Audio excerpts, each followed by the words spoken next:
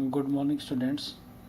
आज का हमारा टॉपिक है power flow diagram in induction motor. जैसा कि आप जानते हैं कि इंडक्शन मशीन के स्टार्टर में हम इनपुट पावर देते हैं और आउटपुट पावर हमें शाफ्ट पर प्राप्त होती है। तो आज के हम इस टॉपिक में power flow diagram of induction machine में ये जानकारी प्राप्त करेंगे कि इंडक्शन मशीन में जो पावर होती है वो कहाँ से कहाँ पहुँचती है और उसका क्वांटिटी अमाउंट क्या है। तो power flow diagram of induction machine में हम पावर फ्लो जानने से पहले ये जानकारी प्राप्त कर लें कि इंडक्शन मशीन में लॉसेस कहाँ कहाँ होते हैं। तो जो इंडक्शन मशीन में लॉसेस होते हैं, हम इंडक्शन मशीन में सप्लाई स्टार्टर को देते हैं और स्टार्टर में डिस्ट्रीब्यूटेड वाइंडिंग लगी हुई होती है, 3 फेज डिस्ट्रीब्यूटेड वाइंडिंग है, तो जो कि नॉर्मली कॉपर वायर से बनाई जाती है। तो जो लॉसेज होंगे वो वाइंडिंग में के रेजिस्टेंस में होने वाले हीट लॉसेज होंगे, जिनको हम स्टार्टर कॉपर लॉस कहेंगे। वो स्टार्टर कॉपर लॉस जो होंगे वो पर फेज यदि हम कैलकुलेट करें तो स्टार्टर में जो करंट फ्लो कर रहा है उसके स्क्वायर के प्रोपोर्शनल होंगे, इसलिए टोटल स्टार्टर कॉपर लॉस होंगे 3I²R। ये जो लॉसेज हैं स्टार्टर में हो रहे हैं। स्टार्टर में जो दूसरा पार्ट है, स्टार्टर का पार्ट है, वो है कोर। तो जो कोर में लॉसेज होते हैं उनको हम स्टार्टर कोर लॉसेज या आयरन लॉसेज कहते हैं। कोर लॉसेज जो होंगे उनका मान होगा 3×E1²/RC। आप जो वोल्टेज इनपुट दे रहे हैं उसके स्क्वायर के प्रोपोर्शनल होगा और ये कोर के रेजिस्टेंस पर डिपेंड करेगा। तो जो आपका स्टार्टर के जो आयरन लॉसेज हैं उनका अमाउंट ये होगा। आयरन लॉसेज जो होते हैं वो दो तरह के हो सकते हैं, एडी करंट लॉसेज और हिस्टैरिसीस लॉसेज। जो हिस्टैरिसीस लॉस होते हैं वो फ्रीक्वेंसी के प्रोपोर्शनल होते हैं और जो एडी करंट लॉसेज हैं वो फ्रीक्वेंसी के स्क्वायर के प्रोपोर्शनल होते हैं। इसके बाद जो लॉसेज होंगे वो होंगे रोटर में वाइंडिंग में। तो यदि आपकी मशीन स्क्विरल केज टाइप है तो आपने रोटर में एल्युमिनियम डाई कास्ट किया हुआ है, और यदि आपकी रोटर स्लिप रिंग रोटर है तो आपने रोटर के अंदर भी 3 फेज डिस्ट्रीब्यूटेड वाइंडिंग लगाई हुई है। तो जो रोटर में लॉस होंगे, कॉपर लॉसेज होंगे, वो उसकी वाइंडिंग में होने वाले लॉसेज हैं, जिनका मान यदि हम मान लें कि रोटर में करंट I2 है तो टोटल रोटर कॉपर लॉसेज होंगे 3×I2²R2।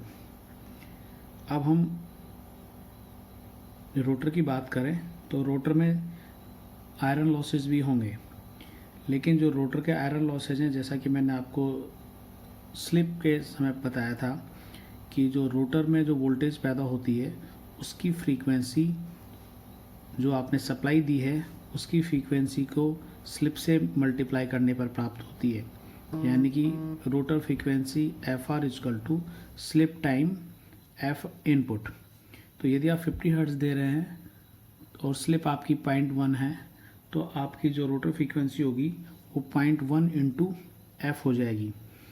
तो प्रैक्टिकल पर्पज़ यदि हम देखें तो चूँकि इंडक्शन मशीन सिंक्रोनस स्पीड के से थोड़ा सा ही कम गति पर घूमती है तो स्लिप का मान जो होगा वो काफ़ी कम होगा। इस प्रकार से जो रोटर में जो वोल्टेज पैदा होती है उसकी जो फ्रीक्वेंसी होगी उसका जो मान होगा लगभग 1 या 2 हर्ट्ज होगा। और चूँकि आयरन लॉसेज फ्रीक्वेंसी पे डिपेंडेंट होते हैं, इसलिए जो रोटर के आयरन लॉसेज होंगे उनका मान कॉपर लॉसेज की तुलना में काफ़ी कम होता है। तो आप प्रैक्टिकल पर्पज़ के लिए चाहें तो उनको इग्नोर भी कर सकते हैं। अब जो इनपुट है, हम इनपुट रोटर स्टार्टर को देते हैं। तो यदि हम rotor input power starter input power करें तो इसका मान होगा √3 VTIL cos थीटा। ये हमारी इनपुट पावर है।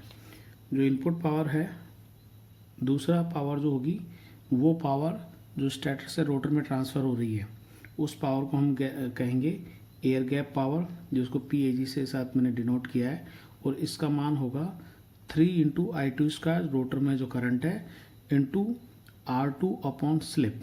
ये आपकी एयर गैप पावर है। और जो आउटपुट मिलेगा, आउटपुट आपको इंडक्शन मोटर के शाफ्ट पर मिलेगा। तो जो शाफ्ट पर आपका जो आउटपुट होगा वो इनपुट पावर टू रोटर यानी कि power air gap minus rotor में होने वाले लॉसेज। तो रोटर में होने वाले लॉसेज दो तरह के हैं, कॉपर लॉसेज और आयरन लॉसेज। तो हम कॉपर लॉस को ही कंसिडर कर रहे हैं। इस वाला आउटपुट पावर जो शाफ्ट पर होगी वो एयर गैप पावर में से यदि आप रोटर कॉपर लॉस निकाल दें तो आपके पास आउटपुट पावर प्राप्त हो जाएगी।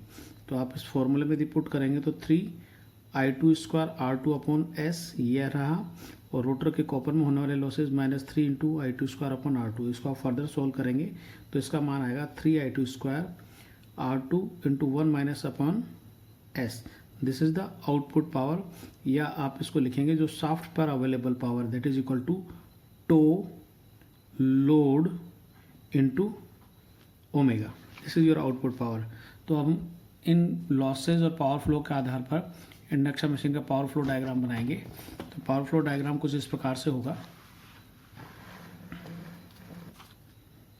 आप देखिए, this is your power flow diagram. मैंने इनपुट पावर दिखाई है √3 VT IL cos थीटा।